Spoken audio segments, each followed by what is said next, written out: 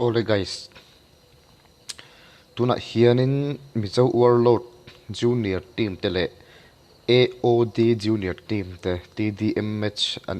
ain khel dona hemi ma khan MwL Senior tele AoD Senior te kan lo in khel towa AoD MwL Senior 10 40-30 in ne na kan chang rama Junior a hian tu zok in nge ne na chang thei don kan hrelowa kan lo enang MwL Senior a khanin pak in khel tur ka in dai lo wangin Junior a mi zawa hi kan la a ani hi zawa hianin Senior a khela tuna Junior a pho khel le don ti na ani om hi khel tur kan ti ani ama ro chu om hi sik tala nei lo wangin kan betlang thei lo wa alu thei lo ta ani chu ti chu anin za ina hianin zawa le ram ro tan lut towa RM dead sot le krisa an langaya dead sot le krisa an laron lut lova ti chonin AoD lam hian tu nge ron the chu don kan hrelowa tun lai tlena chonin tlen in Helbert ti mai turan nia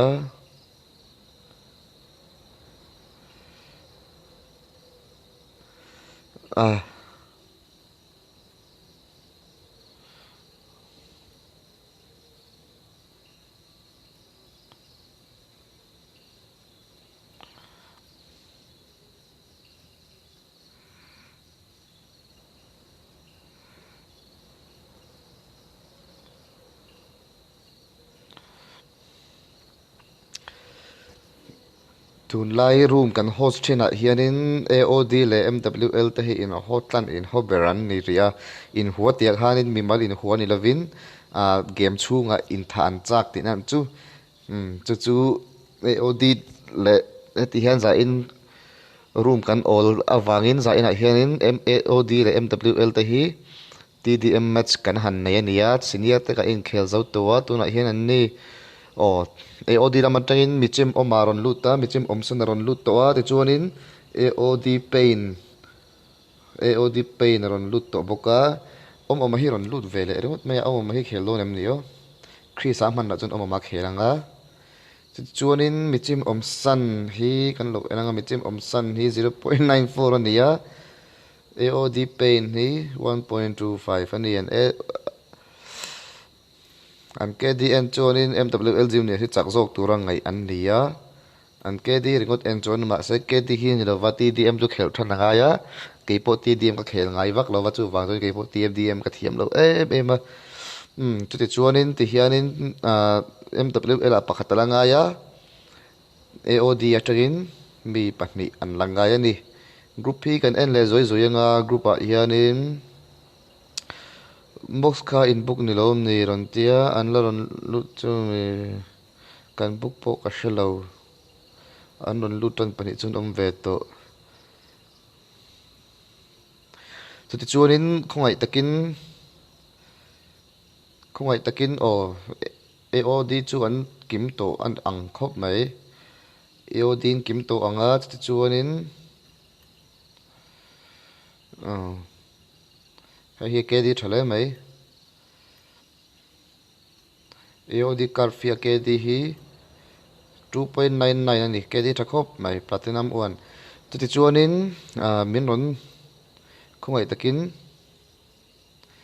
he channel hi min lo subscribe saka min lo comment saka min lo like sak turin ka han dil bok cheu ani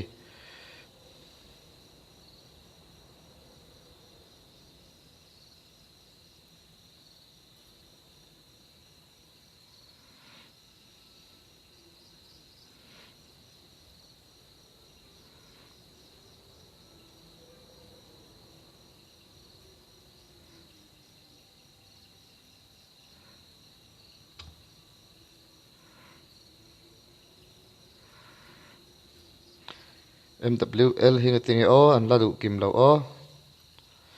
MwL a pakhatalangai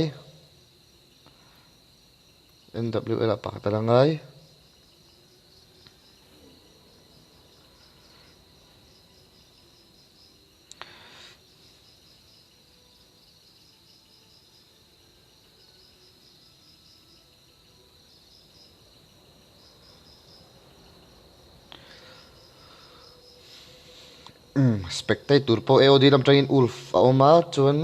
kei ka ni boka MWL tire on lut tlat mai typhoon hianin road mana khel don nge ni o nge omzia alo in sik soi vela do nge ni o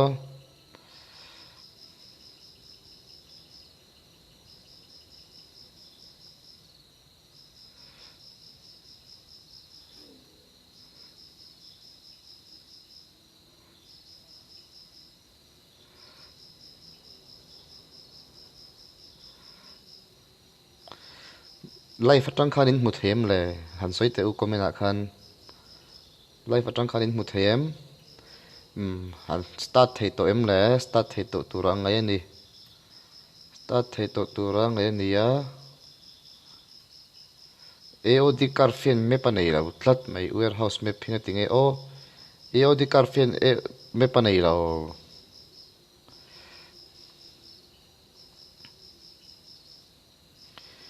AOD carfian AOD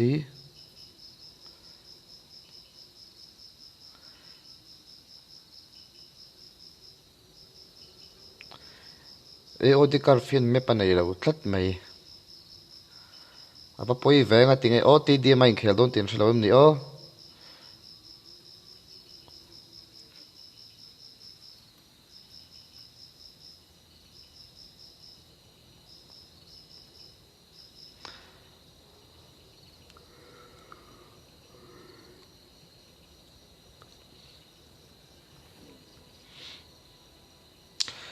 locks o ron tia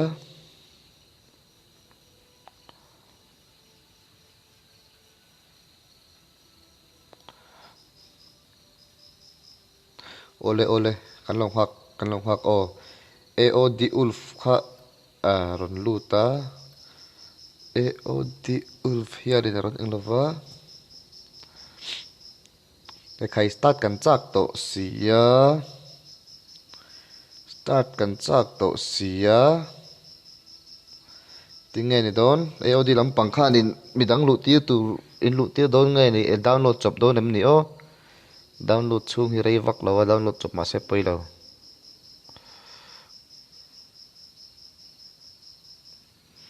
AOD saibo koron lu ni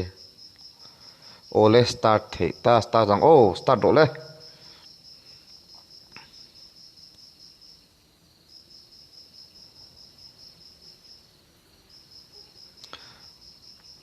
start the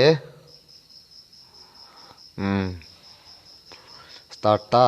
va mu nom don em i lo en tak takang hiang an ni pan hi a senior te hi chu senior te kan ne mai senior te hi chu in hal na le khatinga in tong ang a tong kama han in beina ang kan nei velem lawa a junior te bok hin in ka sia in be kha ke ni senior te chuan in eng ma khating kan main lo kan senior han ti ta kan upa ve te to boka mu nom don khep khop mai he ta MWL blue laman oma ti chuanin red lama hianin AOD an om ve thung ani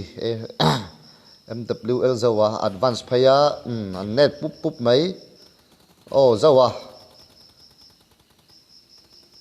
zawan pakhat akap thua pani 3 wall in man shwaita 4 wall ne ta tlat mai MwL zawa sa thakop maya 4 wall in ma shwaya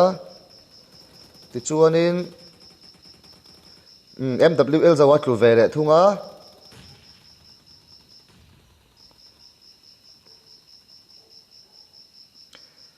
six two in man shwaita MwL lamin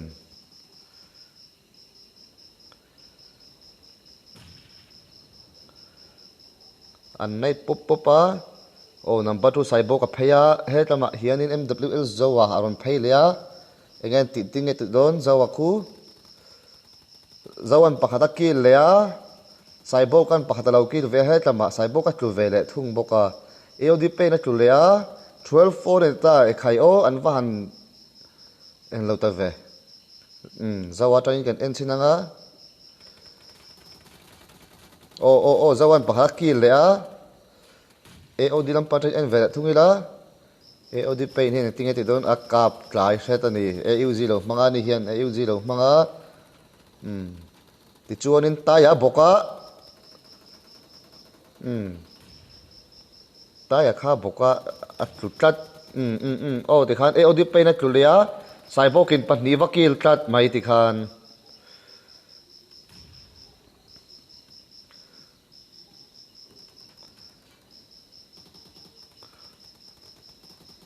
oh saibok hian taya kap thluta AOD pain in oh zawa tlu boka 10 18 ani ti khanin AOD po hian in chakna chan salan nei 19 10 an to oma thlule 20 11 ani ta point kuat in ani ta point kuat in cover thatangai ni AOD lam pangkha in cover tharo u o nei thutop mai AOD pain o ti kha chuanin ain 22 12 ani ta tat mai oma tu don oma tu ta taya tu le don taya tu don taya tu le ta ti chuanin AOD pain ni a langsar ma thina saibok het lama lo biru boka 22 16 ani ta chu ti chuanin zawan a kap thu thei do nem zawa hian kap thu le a 23 ni ta oma tu trep oman AOD pain a kap thu oma kha tu trep a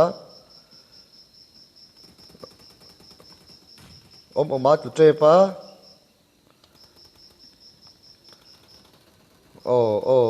AOD pain so nin oma kap thua oma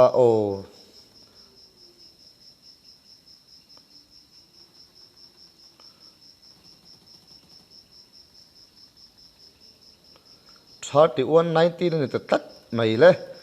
ramru ta tu chiang khop mai kha chu ramru ta tu chiang a ti chuanin an nei di pup to mai sia oman AOD pain kha M24 ni ron kap thu tat mai oma po tu vele ngala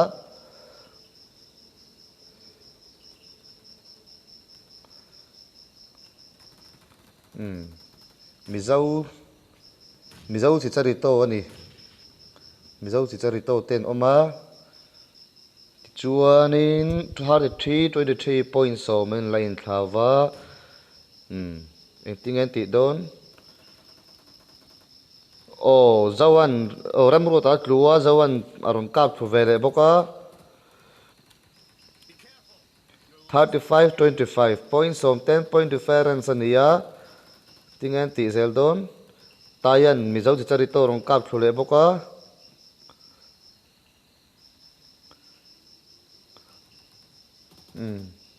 36 27 ania oma kha M24 ron kap thum chat maya oma tu ve don oma tu don oma tu trep silai mu pakhat chengai ta saibo ka che buai saibo ka thita oma kha pa tluman teu tak em 38 27 an ta AOD te tangru 39 27 zawa tluwa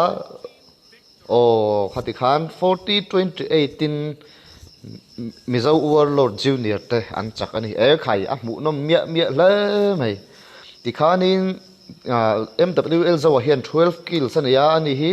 a MVP ya tin taya hian 10 kills ania 3 combo oman 10 kills ramrutan 8 kills ania ti chuanin AOD saibok hian 10 kills ania a MVP boka AOD pain in 10 kills michim omsan hian kill 5 ania Mizo hi charito in pathum ki la lo nei ve khanin zan in TDM match ni MwL.Jr Vrs AoD.Jr khanin MwL.Jr te khanin 40 30 in ne nan lo chang to wa ti chonin tuna hianin MwL.Jr le AoD.Jr te khan en vele nia ti hianin MwL.Jr 10 40 28 in ne nan lo chang ve le ta ani video le mu nom tak game mu nom tak min en tira wangin AoD.Jr le MwL.Jr te chunga lom thu kan soi ani like subscribe kha ti ila subscribe ngai ula ti chuanin imin comment sak bok ula enge in mu dan te tin challenge thai ren kan nia challenge kan accept reng don bokani TDM a hian chu ti chuanin za ina tan chun du tok le photila nak tu zana a live pa ngai custom room live pa ngai kan ti leang ti chuanin la subscribe lau tu te khan min lo subscribe saka video te min lo like saka min lo share saka min lo comment sak turin kan til bok cheu ani za ina tan chu in za vain mang tha phot ule God is good all the time.